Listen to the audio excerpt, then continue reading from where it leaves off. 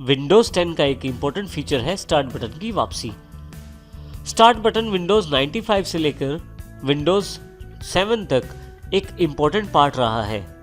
जैसे ही हम start button पर क्लिक करते हैं तो एक मेन्यू मेरे पास उपलब्ध हो जाता है। दोबारा यदि आप उसी बटन पर क्लिक करें तो वो मेन्यू ऑटोमेटिकली क्लोज हो जाता है। जब मैं स्टार्ट बटन पर क्लिक करता हूं तो दो तरह से मेन्यू दिखाई देता है। एक आपके पास कुछ इस तरह से लेफ्ट साइड पे, ये मेन्यू बिल्कुल विंडोज 7 के मेन्यू जैसा है। जैसे कि विंडोज 7 में मेन्यूज खुलता है स्टार्ट का, बिल्कुल सेम इसी तरह का मेन्यू विंडोज 10 में लेफ्ट साइड पैनल है। परंतु यदि हम राइट हैंड साइड पे देखें तो विंडोज 8 जैसा एप्स मेन्यू जैसा एक मेन्यू खुला है यहाँ पे, जो कि टाइल्स मेन्यू के रूप में उपलब्ध है। स्टार्ट मेन्यू को काफ़ी सारे नए फीचर्स के साथ विंडोज 10 में शामिल किया गया है। जैसे ही हम स्टार्ट बटन पे क्लिक करते हैं हमारे सामने मेन्यू खुल जाता है। जैसे ऊपर सबसे पहले कौन सा यूज़र लॉगिन है उसकी जानकारी है स्टार्ट मेन्यू पे। जैसे बेस्टो यूज़र है जिसके नाम से मैं अकाउंट में लॉगिन हूँ। उसके साथ ही नीचे मोस्ट यूज एप्लीकेशंस की जानकारी यहाँ पे है। जो एप्लीकेशंस आप बहुत ज़्यादा प्रयोग करते हैं वो ऑटोमेटिकली इस लिस्ट में ऐड हो जाती हैं और समय समय पर ये लिस्ट बदलती भी रहती है। यदि आपने अपने कंप्यूटर में कोई नई ऐप इंस्टॉल की है तो वो आप रिसेंटली एडिट ऐप में देख सकते हैं। जैसे यहाँ पे मैंने टाइपिंग ट्यूटर का एक डेमो इंस्टॉल किया है। यहाँ नीचे की तरफ से शुरू करें यदि आप, तो सबसे पहले ऑल एप्स का बटन है, जिससे जितनी भी ऐप्स आपके विंडोज 10 के ऑपरेटिंग सिस्टम में इंस्टॉल्ड हैं वो सभी आप इस मेन्यू पे क्लिक करने से देख सकते हैं। परंतु इसको क्लिक करने से पहले अगर राइट हैंड साइड पे ध्यान दें, एक न्यू ऐप की जानकारी दी जा रही है। क्योंकि मैंने थोड़ी देर पहले टाइपिंग ट्यूटर के डेमो को इंस्टॉल किया है तो यहाँ पे ये जानकारी दी जा रही है कि कुछ नया इंस्टॉल हुआ है। ऑल ऐप्स पे क्लिक करने से पहले ही जानकारी आपके पास उपलब्ध हो गई कि एक नया सॉफ्टवेयर इसमें ऐड किया गया है। यदि मैं ऑल ऐप्स पे क्लिक करूं तो मेरे सामने जितने भी ऐप्स इंस्टॉल्ड हैं उन सब की लिस्ट अवेलेबल हो जाएगी। यदि यहाँ आप ऊपर की तरफ ध्यान दें तो रिसेंटली एडिट में फिर से यहाँ पे लिस्ट अवेलेबल है एक्सपेंड बटन के साथ। यदि आप इस लिस्ट को बड़ा करके देखना चाहते हैं तो एक्सपेंड पे क्लिक कर दीजिए। यदि आप फिर से इस मेन्यू को छोटा करना चाहते हैं तो कोलैप्स पे क्लिक कर दीजिए। अब हम नीचे की तरफ आते हैं जहां सभी ऐप्स की जानकारी अवेलेबल है। इस डिवाइडर के बाद यदि आप देखें तो यहां से आपके पास अल्फाबेटिकली उन सभी ऐप्स का इंफॉर्मेशन दिया गया है जो ऐप्स आपके कंप्यूटर में इंस्टॉल्ड हैं। जैसे कि यहाँ पे अलार्म्स एंड क्लॉक्स जो ऐप है वो एक सेक्शन के अंडर है, क्योंकि अलार्म्स एंड क्लॉक ऐप का नाम ए से स्टार्ट है। इसी तरह से सी से शुरू होने वाले सभी नाम की सॉफ्टवेयर कलेक्शन को सी सेक्शन के अंडर कर दिया गया है। तो इसका अर्थ ये हुआ कि अल्फाबेटिकली आपके पास सॉर्ट करके सभी एप्लीकेशन को दिखा दिया गया है। आप जिस भी एप्लीकेशन को खोलना चाहते हैं उस एप्लीकेशन पर जाकर उसको खोल सकते हैं। यहाँ मैं नीचे की तरफ आता हूँ तो ए से लेकर एक्स तक जितनी भी ऐप्स इंस्टॉल्ड हैं उन सबकी जानकारी यहाँ पे दी गई है। यदि मैं यहाँ से बैक जाना चाहता हूँ तो उसके लिए मेरे पास बैक बटन है। जैसे ही मैं बैक पे क्लिक करता हूँ मैं फिर से वापस अपने मेन मेन्यू पे आ जाता हूँ। लेकिन मैं फिर से ऑल ऐप्स पे क्लिक करता हूँ। ऑल ऐप्स को यदि आप ध्यान से देखें तो आपके पास एक यहाँ पे स्क्रॉल बार भी अवेलेबल है। यदि ऐप्स का मेन्यू बड़ा है तो आप स्क्रॉल बार का प्रयोग कर सकते हैं ऊपर नीचे जाने के लिए। किसी भी ऐप को यदि आप खोलना चाहते हैं तो आप अल्फाबेटिकल सेक्शन का प्रयोग भी कर सकते हैं। इसके लिए आप किसी भी सेक्शन में ऊपर की तरफ दिए गए इस किसी अल्फाबेट पे क्लिक करें। जैसे मैं ए पे क्लिक कर देता हूं तो ए से लेकर जेड तक मेरे पास अल्फाबेट के लिए एक इंडेक्स अवेलेबल हो जाएगा। जिस तरह का ऐप मैं खोलना चाहता हूं उसके नाम के अल्फाबेट को क्लिक कर दूंगा। जैसे मैं कैलकुलेटर खोलना चाहता हूं तो जैसे ही सी अल्फाबेट पे क्लिक करता हूं तो सी से शुरू होने वाले सभी ऐप्स मेरे सामने अवेलेबल हो जाएंगे। यहाँ से मैं क्लिक करके कैलकुलेटर को खोल सकता हूँ। यदि मैं इस ऐप को बंद करना चाहता हूं तो फिर से यहाँ से मैं इसे ऐप को क्लोज कर सकता हूं। फिर से स्टार्ट बटन पर आते हैं, ऑल ऐप्स पर जाते हैं। इसी तरह से यहाँ पे यदि मैं फिर से दोबारा क्लिक करूं किसी भी अल्फाबेट सेक्शन पर, देखिए इस इंडेक्स में सभी तरह के अल्फाबेट्स शामिल हैं। वो अल्फाबेट्स जिनके नाम से ऐप्स इंस्टॉल्ड हैं वो सभी आपको ब्राइट वाइट में दिखाए गए हैं। कुछ ए, सी, जी, के और इस तरह से बाकी भी अल्फाबेट्स। और जिन अल्फ़ाबेट्स के नाम से मेरे पास ऐप्स इंस्टॉल नहीं है वो डिम ग्रेड कलर में है, जैसे कि बी, डी, ई। ब्राइट वाइट वाले किसी भी अल्फ़ाबेट को क्लिक करने पे आप उस सॉफ्टवेयर को खोल सकते हैं, परंतु यदि आप किसी डिम कलर वाले अल्फ़ाबेट को क्लिक करते हैं, जैसे मैं बी को प्रेस कर देता हूँ, तो भी उससे नियरेस्ट लिस्ट आपके सामने दिखा दी जाती है।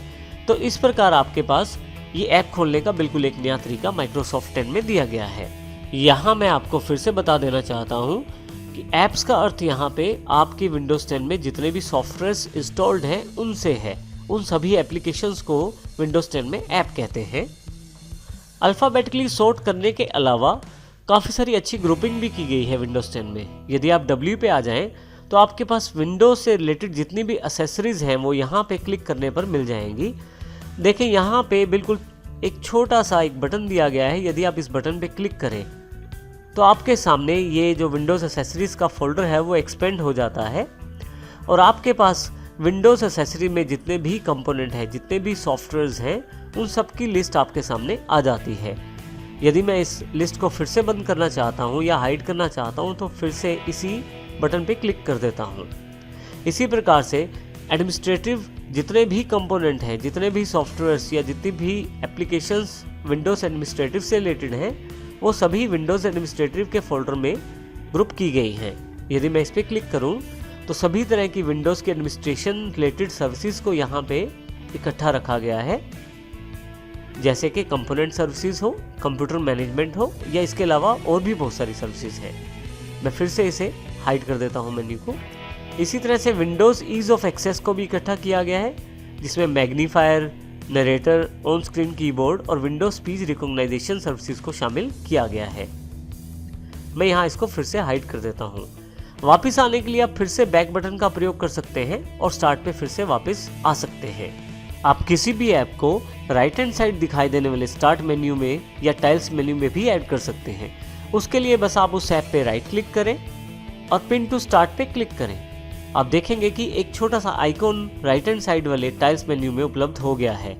इसी तरह से यदि आप चाहें किसी भी सॉफ्टवेयर को आप नीचे स्टार्ट बार पे भी यहाँ पे भी आप ऐड कर सकते हैं। यहाँ पे भी आप ऐड और पिन कर सकते हैं। उसके लिए आप फिर से राइट क्लिक करें और पिन टू टास्क बार कर दें, तो आपका जो भी सॉफ्टवेयर है वो यहाँ पे नीचे की तरफ भी पिन हो जाएगा स्टार्ट बार या टास्क बार के ऊपर। स्टार्ट मेन्यू में दिखाए जाने वाले किसी भी ऐप या सॉफ्टवेयर के शॉर्टकट को भी हटा सकते हैं आप, और यदि आप चाहें तो यहीं से उस सॉफ्टवेयर को अनइंस्टॉल भी कर सकते हैं।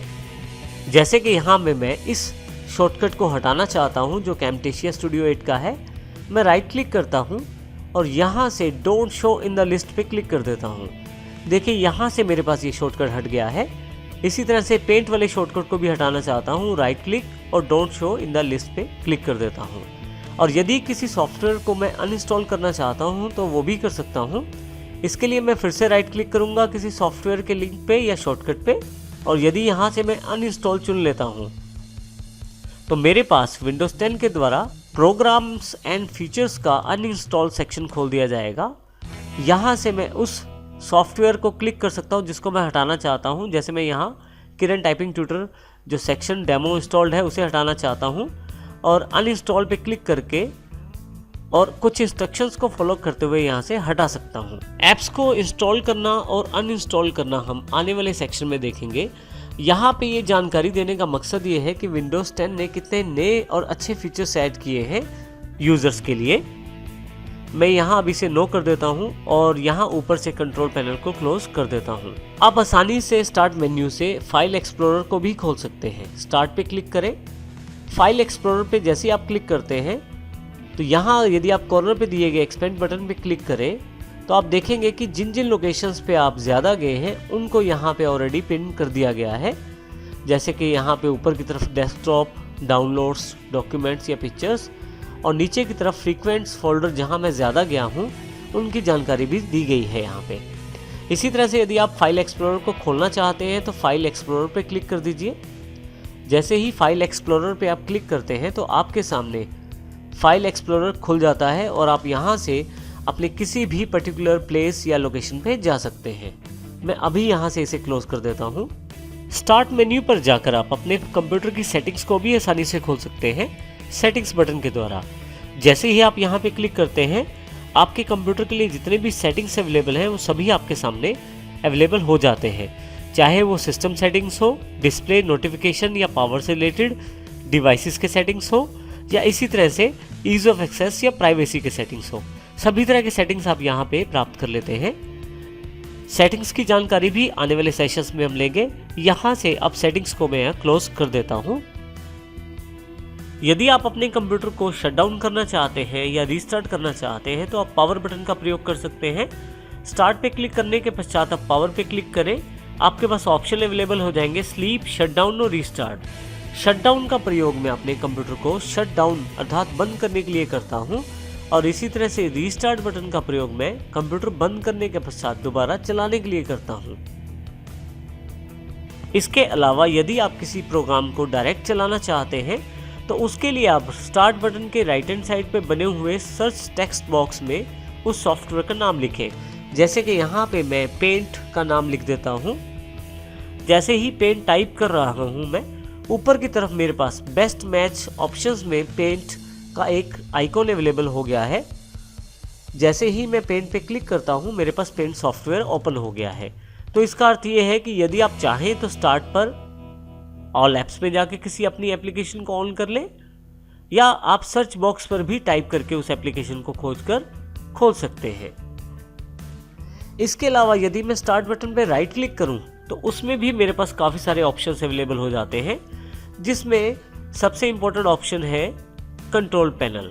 कंट्रोल पैनल पे डायरेक्ट जाने का सबसे आसान तरीका है, क्लिक करें और आप कंट्रोल पैनल आपके सामने खुल जाएगा। मैं यहाँ से इसे फिर से क्लोज कर देता हूँ। स्टार्ट बटन पे फिर से राइट क्लिक करें तो आप शट डाउन और साइन आउट भी यहाँ से कर सकते हैं। शट डाउन का अर्थ कंप्यूटर बंद करने से है, वहीं पे साइन आउट का अर्थ यूज़र को लॉग आउट करने से है।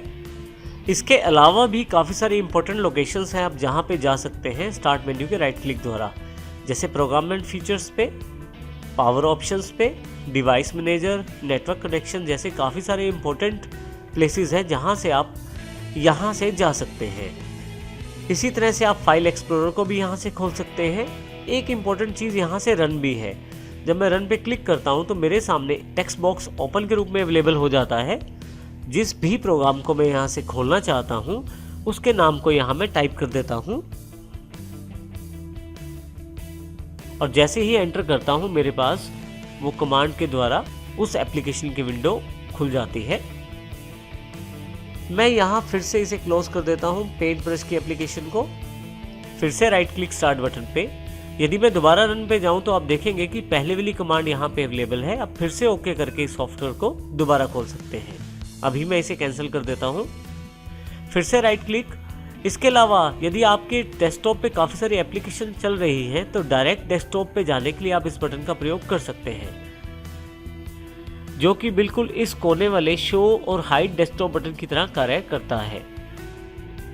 स्टार्ट बटन पे यदि आप क्लिक करें तो जो मेन्यू आपके सामने खुलता है उसको हम थोड़ा सा रिसाइज भी कर सकते हैं। आप ऊपर की तरफ बॉर्डर पे माउस को रखें, 2 मुंह वाला माउस हो जाएगा। यहाँ से आप इसको रिसाइज कर सकते हैं। लेफ्ट क्लिक प्रेस करके रखें और ऊपर की तरफ लेके जाएं। देखिए आपके पास मेन्यू थोड़ा सा बड़ा हो गया है। और यदि आप छोटा करना चाहते हैं तो फिर से माउस रखें और उसको नीचे की तरफ लेके आएँ। अब ये मेन्यू मेरा छोटा हो गया है। इस तरह से मैं अपनी आवश्यकता अनुसार इसे छोटा और बड़ा कर सकता हूँ। इस प्रकार हम स्टार्ट मेन्यू का प्रयोग कर सकते हैं अपनी विंडोज़ 10 में।